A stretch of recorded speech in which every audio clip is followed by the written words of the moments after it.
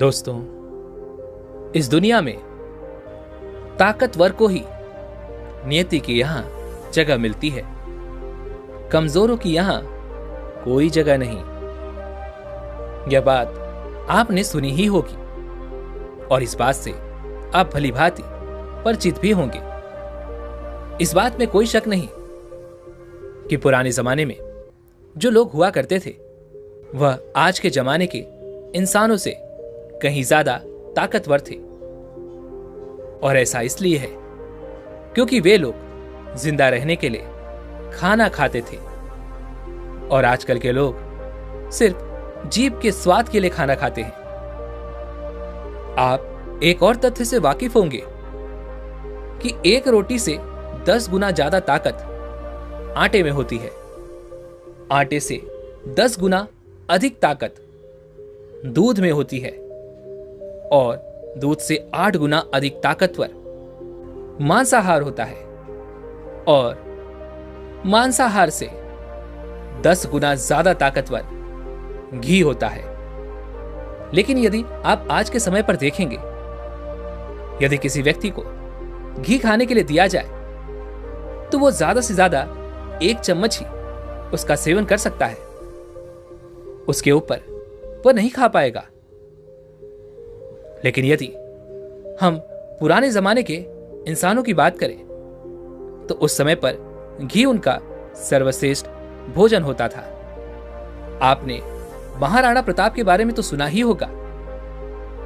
वह जितना वजन लेकर युद्ध भूमि पर लड़ते थे उतना वजन तो आज के 4 आदमी भी उठा नहीं पाएंगे। इसीलिए कहा जाता है कि तब के जमाने के लोग सचमुच जीवन जीते थे और आज के लोग तो केवल जबरदस्ती इस जीवन को जी रहे हैं। आज की जो कहानी मैं आपको सुनाने जा रहा हूं, इस कहानी को आपको बहुत ही ध्यानपूर्वक सुनना और समझना होगा। इस कहानी की हर एक सीख को अपने जीवन में उतारना होगा, तभी इस कहानी का मकसद पूरा हो सकेगा।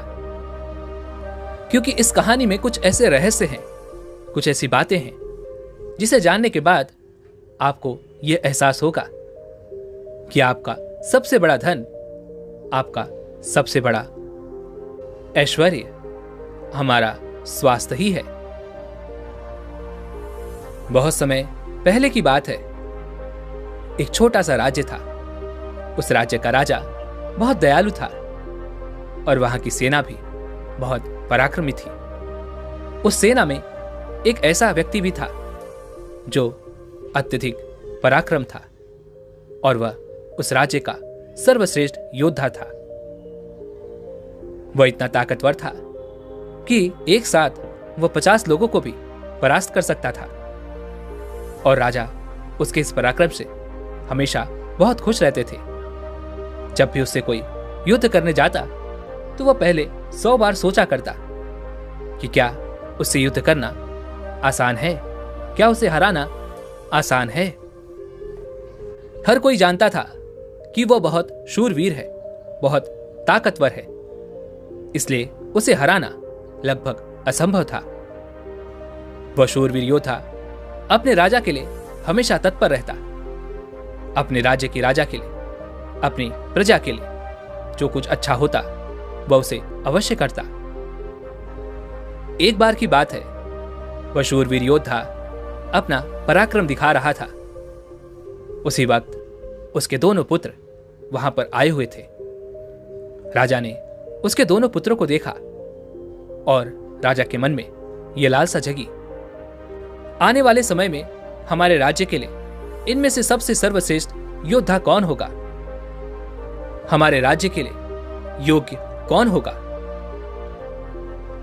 यह बात जब उस योद्धा के कानों में पड़ी तो वह अत्यधिक चिंतित हो गया। उस योद्धा के 2 पुत्र थे।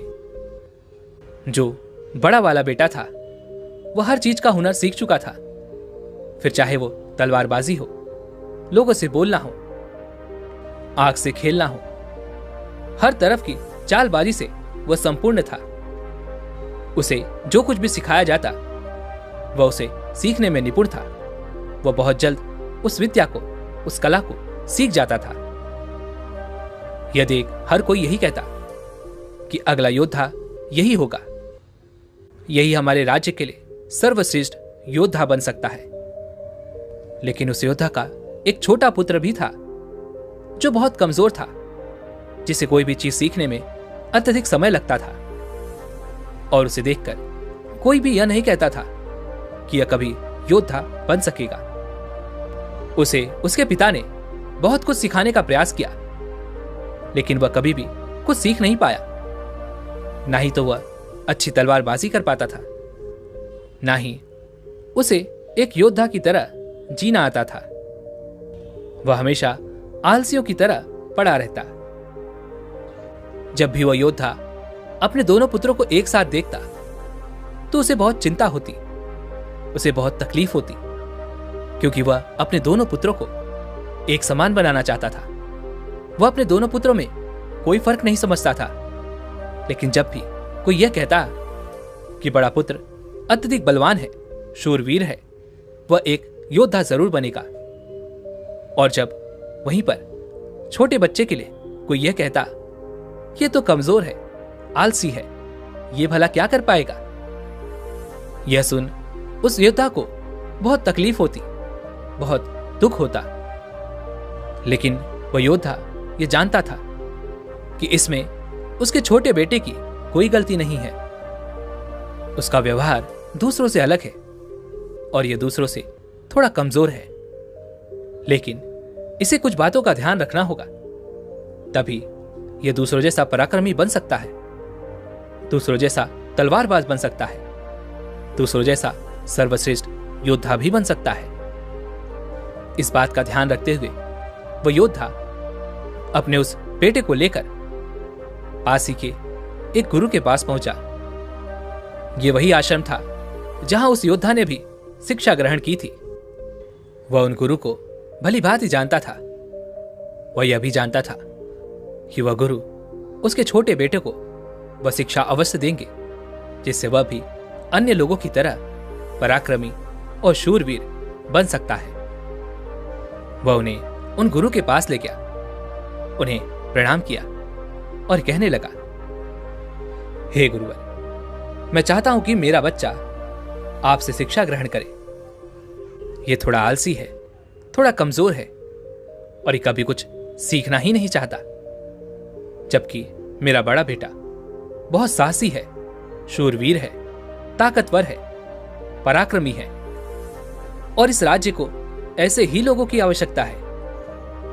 लेकिन मेरा यह छोटा बेटा, जो कि मेरी चिंता का कारण बना हुआ है, मैं चाहता हूं कि यह भी पराक्रमी बने, शूरवीर बने, ताकतवर बने, ताकि इस राज्य का हर कोई इसके भी गुण गाए। मैंने बहुत प्रयास किए, मैंने कई तरह के उपाय भी किए ताकि अपने जीवन में कुछ कर सके, कुछ सीख सके, लेकिन यह कभी कुछ सीखना ही नहीं चाहता। मैं चाहता हूं कि मेरे दोनों पुत्र एक बराबर हों, किसी में कोई कमी ना हो, इन दोनों को एक बराबर अधिकार मिले, लेकिन यह अपने आलस के कारण, अपनी कमजोरी के कारण हमेशा पीछे रह जाता है।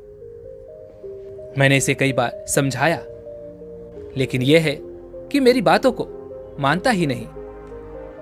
मैं अपने दोनों बेटों में कोई भेदभाव नहीं रखना चाहता, मैं दोनों को एक बराबर बनाना चाहता हूं। उस योद्धा की ये सारी बातें सुनकर वह गुरुवर उस योद्धा से कहते हैं, मैं जानता हूं तुम्हारे पुत्र को क्या तकलीफ है, मैं इसे वैसा ही बना दूंगा जैसा तुम चाहते हो, लेकिन इसके लिए तुम्हें इसे कुछ दिन के लिए मेरे पास यहां पर आश्रम में छोड़ना होगा। और मैं तुम्हें यकीन दिलाता हूं कि जब तुम वापस इसे लेने आओगे तो तुम्हें तुम्हारा यह पुत्र इस प्रकार नहीं दिखेगा।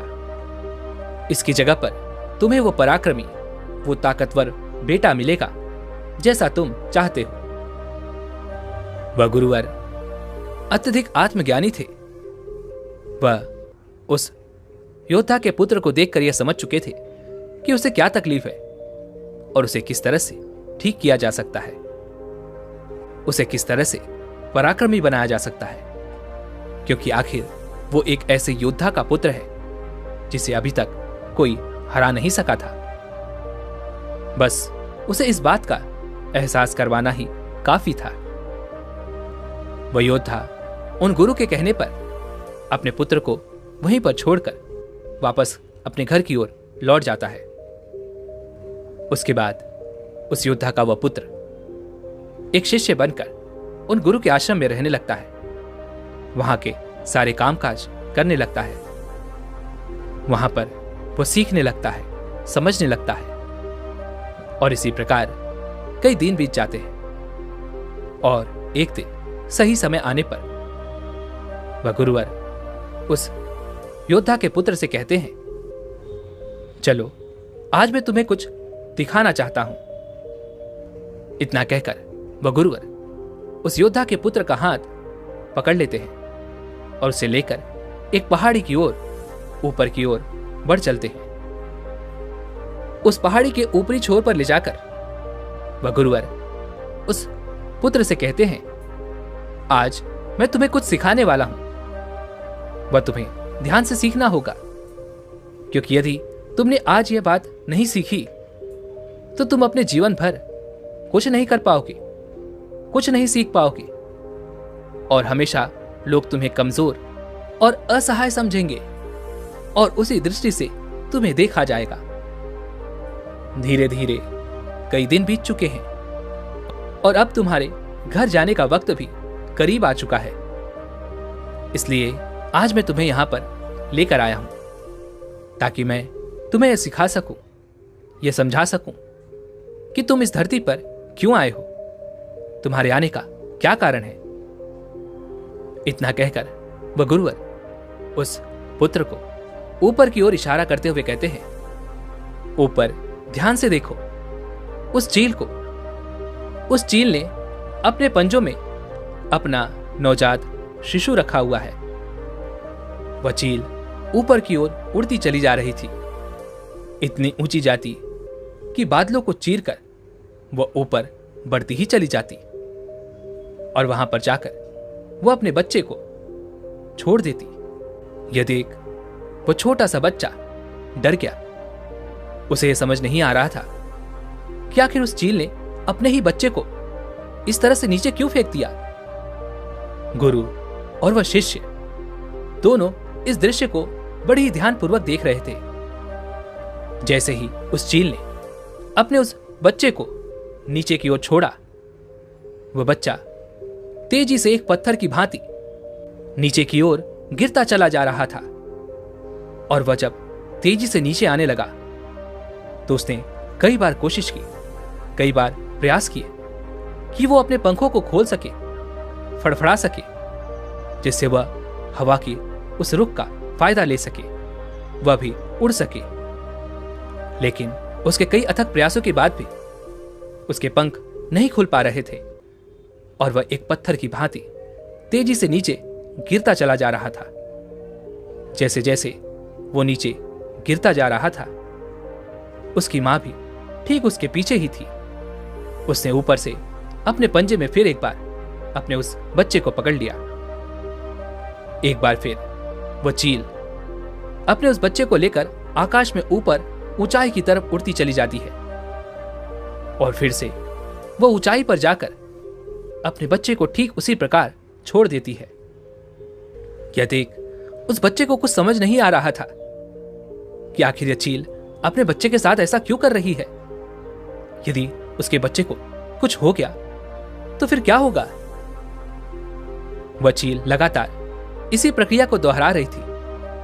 तभी वह गुरुवर अपने उस शिष्य का हाथ पकड़ते हुए उस पेड़ की ओर आगे बढ़े जहां पर वह चील रहा करती थी और उस जगह को दिखाते हुए वह गुरुवर उस शिष्य से कहते हैं, इस जगह को ध्यान से देख लो।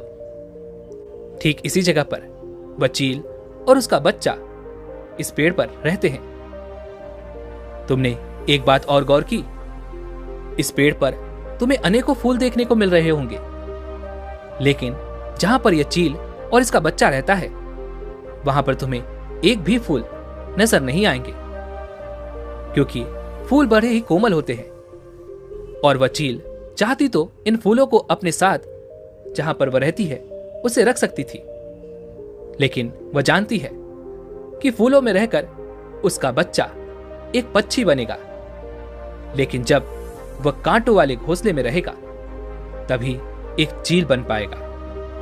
और एक चील के बच्चे को हर तरह की यातनाएं बचपन से ही सहनी पड़ती हैं, ताकि वह अन्य पक्षियों की तरह कोमल ना बने, क्योंकि वह एक चील का पुत्र है और उसे चील की तरह अपना जीवन व्यतीत करना है। यदि वह बाकी पक्षियों की तरह बनेगा तो उसमें चील वाले वो स्वभाव नहीं होंगे और ना ही उसे कोई चील का पुत्र कह सकेगा। ठीक इसी प्रकार तुम भी एक शूरवीर योद्धा के पुत्र हो। यदि तुम चाहो तो अन्य लोगों की तरह अपना जीवन व्यतीत कर सकते हो, तुम फूलों का आनंद ले सकते हो, लेकिन तुम एक योद्धा के पुत्र हो, इसलिए तुम्हें भी कांटों की राहों पर चलना ही होगा। इन कांटों की राह पर चलकर ही तुम अपने आप को मजबूत बना पाओगे, अपने आप को शूरवीर और पराक्रमी बना सकोगे। ठीक वैसा ही यह चील भी कर रही है। वह भी अपने पुत्र को पराक्रमी और शूरवीर बना रही है। वह अपने बच्चे को उड़ान भरना सिखा रही है। वह बार बार जाकर अपने बच्चे को इसीलिए नीचे पटक रही है ताकि उसका बच्चा खुद ब खुद उड़ान भरना सीख ले। जब भी चील किसी को जन्म देती है तो वह उसे वही सिखाना चाहती है जो उसने सीखा है। वह एक चील होने का उसे एहसास कराना चाहती है, किंतु यदि वही पुत्र किसी और पक्षी के घर पर जन्म लेता तो उसे इस तरह की यातनाएं ना सहनी पड़ती, उसे इस तरह से किसी भी क्रियाओं से ना गुजरना पड़ता। वह फूलों के घोंसले में रह सकता था। वह फूलों में पैदा होता और फूलों में ही खत्म हो जाता। लेकिन चील के बच्चे का एक नियम होता है, एक नीति होती है कि नियति उसे तभी जिंदा रखेगी जब वो पराक्रमी होगा, शूरवीर होगा और उसे वो सारे हुनर, वो सारे पराक्रम सीखने ही होंगे। ठीक उसी प्रकार तुम भी एक शूरवीर योद्धा के पुत्र हो, एक पराक्रमी योद्धा के पुत्र हो, इसलिए तुम्हें भी वह हुनर सीखना ही पड़ेगा। अन्यथा अन्य पक्षियों की तरह तुम भी अपने जीवन में कुछ नहीं कर पाओगे। तुम भी एक दिन फूलों में जीकर फूलों में ही मर जाओगे। यह सब देखकर वह शिष्य उन गुरु के चरणों में गिर पड़ा, उन्हें प्रणाम किया और कहने लगा, हे गुरुदेव, मुझे अपनी गलती का एहसास हो चुका है। मुझे यह पता चल चुका है कि मैं एक शूरवीर योद्धा का पुत्र हूं और मुझे अपना जीवन इसी तरह से जीना है। मुझे इस हुनर को सीखना ही होगा।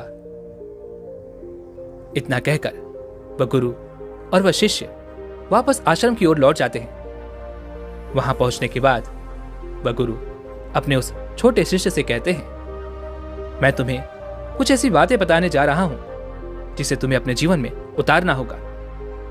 यदि तुम इन बातों को अपने जीवन में उतार लेते हो और इसे तुम्हें जीवन भर याद रखना होगा। जो कुछ तुमने अभी उस चील से सीखा है वह तुम्हारे लिए एक ऐसी सीख है जिसे तुम्हें कभी नहीं भूलना चाहिए। लेकिन तुम एक चील नहीं हो और चील की बच्चों की तरह तुम इन ज्ञान को भी अर्जित नहीं कर सकते।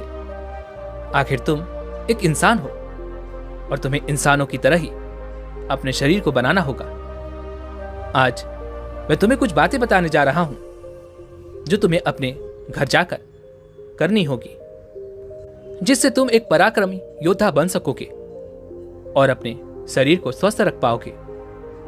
क्योंकि एक शूरवीर योद्धा हमेशा अपने शरीर का ध्यान रखता है। वह हमेशा अपने शरीर को चुस्तीला और फुर्तीला बनाए रखता है, जिस कारण वह कभी बीमार नहीं पड़ता। तुम्हें भी इस बात का ध्यानपूर्वक ध्यान रखना होगा। तुम्हें सुबह जल्दी उठना होगा। 6 से 8 घंटे की नींद तुम्हारे लिए महत्वपूर्ण है। इससे ज्यादा कभी मत सोना। सुबह जल्दी उठकर अपना जो हुनर है उसका अभ्यास करना। जिस प्रकार तुम्हारे पिता एक योद्धा हैं, वह सुबह उठकर अपने सभी हुनरों का अभ्यास करते हैं, ठीक उसी प्रकार तुम्हें भी सुबह उठकर अपने सभी हुनर का अभ्यास करना होगा, योगा प्राणायाम करना होगा, जिससे तुम्हारा शरीर पूरी तरह से स्वस्थ होगा। और जितना तुम अपने शरीर को स्वस्थ रखोगे, उससे भी ज्यादा तुम अपने अंदर की शक्तियों को समर्थ बना पाओगे। और तुम्हें एक बात और याद रखनी होगी, जितना तुम्हें अपने ऊपरी शरीर का ध्यान रखना है, उतना ही तुम्हें अपने भीतर के शरीर का भी ध्यान रखना है, अर्थात अपनी मानसिक शक्ति का भी तुम्हें ध्यान रखना होगा, इसे भी बढ़ाना होगा। और यह मानसिक शक्ति तुम्हें ध्यान से मिलेगी, इसलिए हमेशा ध्यान करना, हमेशा सुबह उठकर प्राणायाम करना, हमेशा सुबह उठकर योगा करना। ये तुम्हें मजबूती प्रदान करेंगे। और यदि इसके बाद भी तुम सुबह जल्दी नहीं उठ पाते, तुम इस आदत को नहीं अपना पाते, तो मेरा एक और सबक याद रखना। जिस दिन तुम उठने में लेट हो जाओ, अर्थात जितना समय तुम देरी से उठो, अपने शरीर पर उतने ही कोड़े मरवाना। जब तुम यह क्रिया 4 से 5 दिन करोगे, तो तुम खुद ही अपने आप में वो बदलाव देख पाओगे कि तुम अपने आप ही अपने समय पर उठना शुरू कर पाओगे। दूसरी बात जो तुम्हें हमेशा ध्यान रखनी है कि तुम्हें हमेशा स्वादिष्ट और स्वस्थ खाना ही खाना है। ऐसी चीजें कभी मत खाना जो तुम्हारे शरीर को नुकसान पहुंचाती हों। हमेशा तुम स्वस्थ खाना ही खाना, जैसे हरी सब्जियां, फल, दूध, दही। तुम भोजन अपने शरीर के लिए करना, ना कि अपनी जीवा के लिए, ना कि केवल स्वाद के लिए। अगली बात, वह गुरुवर अपने उस शिष्य से कहते हैं कि जब भी तुम्हारे मन में कोई चिंता हो, कोई ऐसा विषय हो जिसे लेकर तुम बहुत चिंतित हो, तो ऐसी बातें अपने घर परिवार में अवश्य बताना। यदि तुम इन बातों को अपने मन में रखते हो, तो ये बातें तुम्हें मन ही मन कमजोर बनाती चली जाएंगी। ये चिंता तुम्हें अंदर ही अंदर खाती चली जाएगी और तुम खोखले होते चले जाओगे। और याद रखना, जब हमारा मन बीमार पड़ता है, तो वह हमारे शरीर को भी बीमार कर देता है। इसलिए कोई भी बात कभी छुपाकर मत रखना। हर बात अपने घर वालों और अपने परिवार को अवश्य बताना। आगे वह गुरुवर अपने उस शिष्य से कहते हैं, हमेशा सकारात्मक सोच रखना। कभी भी नकारात्मक विचार अपने दिमाग में आने मत देना। सबके जीवन में उतार और चढ़ाव तो आते ही रहते हैं। सभी के जीवन में सुख और दुख लगा ही रहता है, कभी अच्छा तो कभी बुरा। जीवन इसी प्रकार चलता है। तुम्हारे जीवन में समय चाहे कैसा भी क्यों ना आए, लेकिन तुम्हें हमेशा एक सकारात्मक सोच ही अपनानी है, जिससे तुम अपने जीवन में आने वाली कठिन से कठिन परिस्थितियों का सामना हंसते हुए और बड़ी ही सरलता से उसका सामना कर सकोगे और जीवन में आगे बढ़ पाओगे। अगली बात जो तुम्हें याद रखनी चाहिए वह यह है कि तुम्हें हमेशा मुस्कुराते रहना है, क्योंकि एक योद्धा यदि चिंतित हो तो उसका राज्य भी चिंतित हो सकता है। और तुम्हारी मुस्कुराहट से ही सबको ताकत मिलती है। तुम एक शूरवीर योद्धा के पुत्र हो। तुम्हारी हंसी तुम्हारे चेहरे से अलग नहीं होनी चाहिए। तुम्हारा मुस्कुराते रहना ही तुम्हारे और तुम्हारे राज्य के लिए उचित है, और यह तुम्हारे राज्य को एक सकारात्मक ऊर्जा प्रदान करता है। और तुम्हारा मुस्कुराते रहना तुम्हारे लिए भी अच्छा है। यह तुम्हारे भीतर सकारात्मक ऊर्जा का प्रवाह करता है, जिससे तुम अच्छा महसूस करोगे, मजबूत महसूस करोगे, ताकतवर महसूस करोगे। आगे वह गुरुवर अपने उस शिष्य को आखिरी सीख देते हुए कहते हैं, हमेशा अपने जीवन में दान पुण्य करते रहना। इससे कभी पीछे मत हटना। तुमने देखा होगा कि राजा महाराजा ऐसे होते हैं कि वह दान के समय पर उनसे जो मांगा जाए वह सब देने के लिए तैयार हो जाते हैं, फिर चाहे आप उनका राजपाट ही क्यों ना मांग ले। दान पुण्य करना अत्यधिक जरूरी है। और ऐसा नहीं कि दान में तुम केवल धन ही दो, तुम किसी की मदद भी कर सकते हो। इसलिए दान पुण्य के समय पर तुम्हें कभी पीछे नहीं हटना चाहिए। जब हम दान करते हैं तो हमारे मन में एक अजीब सी खुशी महसूस होती है।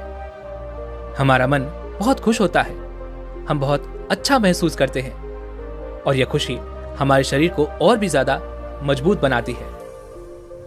लोगों में यह गलत धारणा है कि जब हम दान करते हैं तो हमारी संपत्ति घटती है, लेकिन ऐसा नहीं है। जब हम दान करते हैं तो इससे हमारी संपत्ति घटती नहीं बल्कि बढ़ती चली जाती है। इसलिए दान करने से कभी पीछे मत हटना।